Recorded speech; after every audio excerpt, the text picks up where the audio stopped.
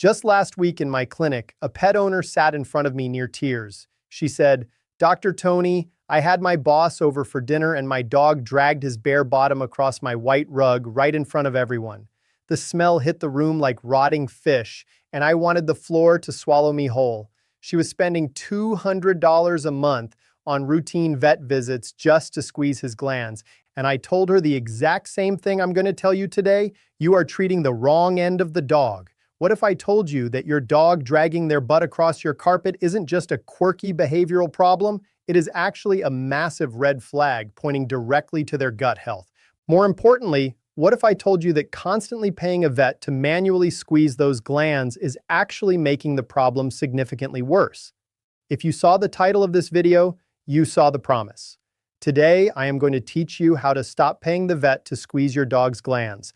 I'm going to share 3 brilliant natural kitchen hacks that will bulk up their system, heal their digestive tract, and naturally empty those glands for the rest of their life. Hi everyone, I'm Dr. Tony Lee, your neighborhood veterinarian, and welcome back to the channel. In my clinic, anal gland expressions are one of the most common daily procedures we perform. Pet parents hate paying for it. The vet staff hates doing it, and let me tell you, your dog absolutely hates experiencing it.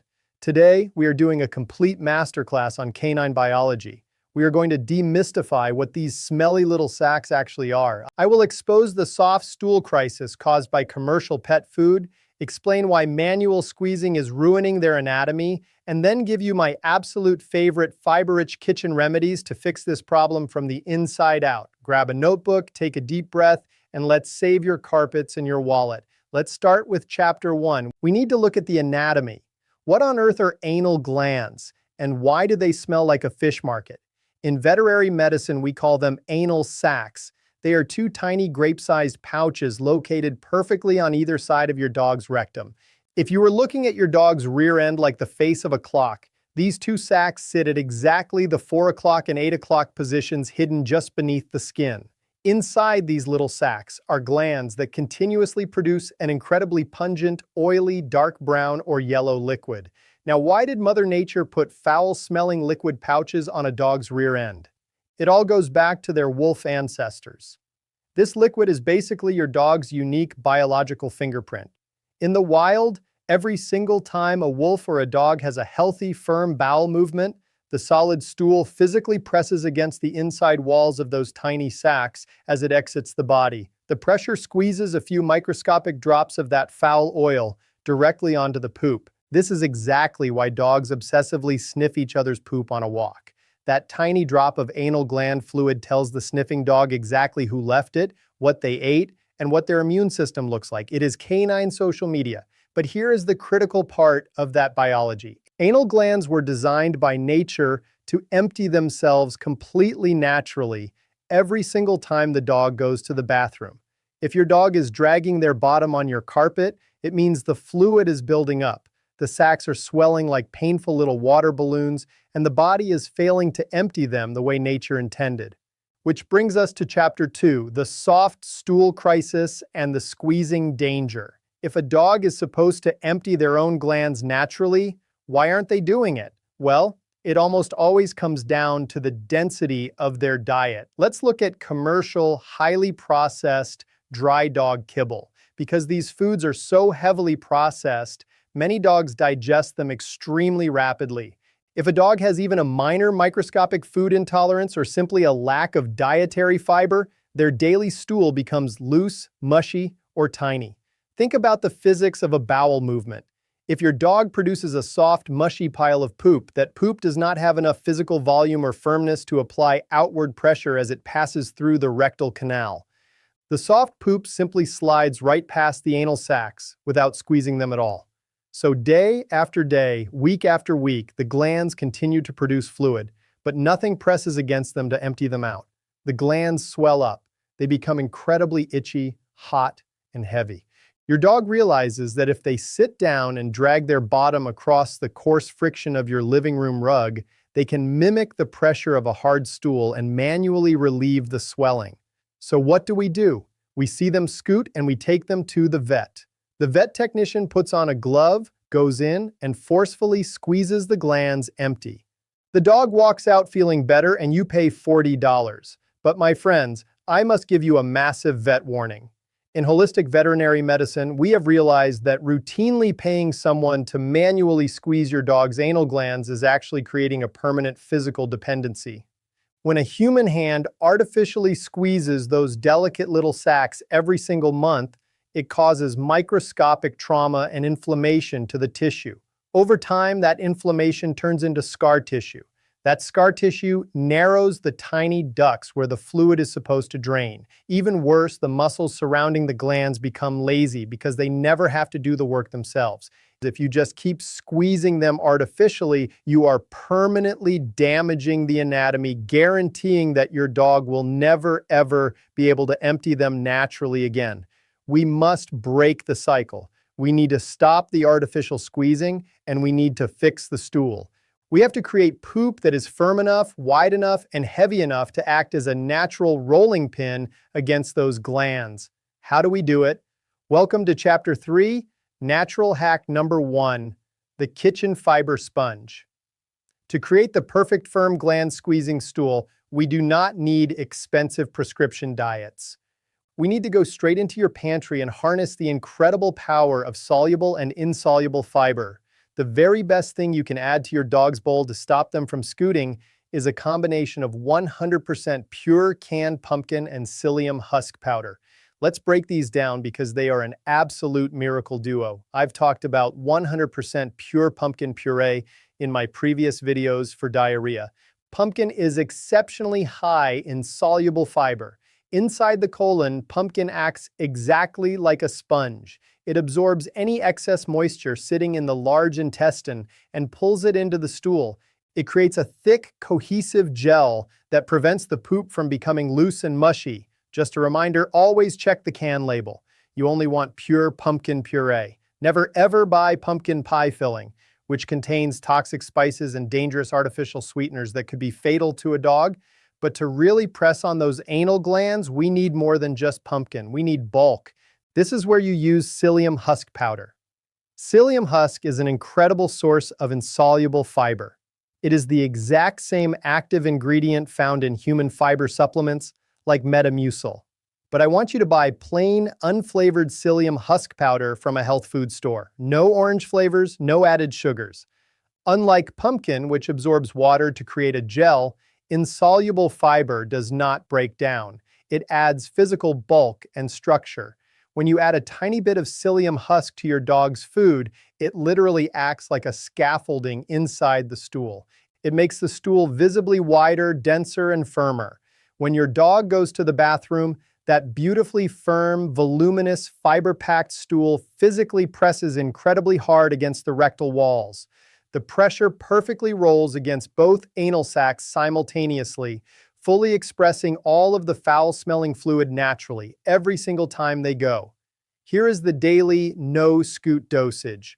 For a small dog under 20 pounds, give them 1 teaspoon of pure pumpkin puree and start with just 1/8 of a teaspoon, 1/8 teaspoon of psyllium husk powder mixed into their meals. For a medium dog, use a tablespoon of pumpkin and 1/4 teaspoon of psyllium husk. And for a large or giant breed, 2 to 3 tablespoons of pumpkin and 1/2 teaspoon of psyllium. Mix this beautiful fiber duo directly into their normal kibble or wet food every single morning. But wait, fiber is like magic, but it comes with a strict physiological rule. If you add heavy fiber into a body, you must add hydration. Welcome to Chapter 4, Hack Number 2, the hydration matrix. If you feed your dog pumpkin and psyllium husk, but your dog doesn't drink enough water, the fiber will have the exact opposite effect. Instead of creating a beautifully firm stool, dry fiber sitting in the colon will pull all the moisture out of the intestinal wall, turning the stool into a dry, rock-hard block of cement. You will accidentally give your dog severe, painful constipation. To make the fiber work its magic, we have to sneak hydration into their meals. Because many dogs do not drink enough plain water, we are going to use my favorite trick, pure unseasoned bone broth. Bone broth is phenomenally rich in moisture. Plus, it contains collagen, which naturally lubricates the intestinal lining, helping everything slide out smoothly. When you serve their food with the pumpkin and psyllium husk, I want you to take a /4 cup of warm dog-safe bone broth and pour it completely over their meal. Let the dry kibble and the fiber powders completely soak up that golden hydrating liquid before you serve it to them. The fiber absorbs the broth, creating the ultimate perfect smooth but firm stool texture. And again, never use commercial human broth from the soup aisle. It is full of toxic onions and garlic. Buy a pet-specific broth, or better yet, easily boil some plain unseasoned chicken bones in water in your slow cooker at home. All right, my friends, we have added the fiber scaffolding. We have heavily hydrated the gut so the poop passes perfectly, but we are not done. What if your dog's anal glands are already highly irritated from months of scooting and chronic inflammation? Even the most perfect stool won't express a gland if the tiny exit duct is swollen shut.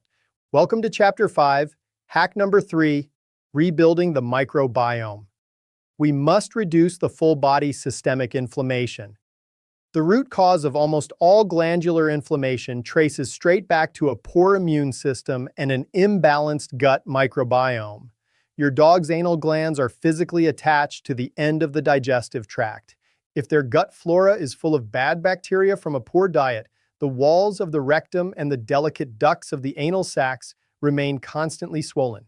If the duct is swollen shut, the fluid is trapped inside no matter how much fiber you feed. We have to calm the inflammation from the inside out by sending in an army of good bacteria to conquer the gut. We need aggressive, high-quality probiotics. For this, I recommend taking an amazing kitchen staple, plain, unsweetened milk kefir.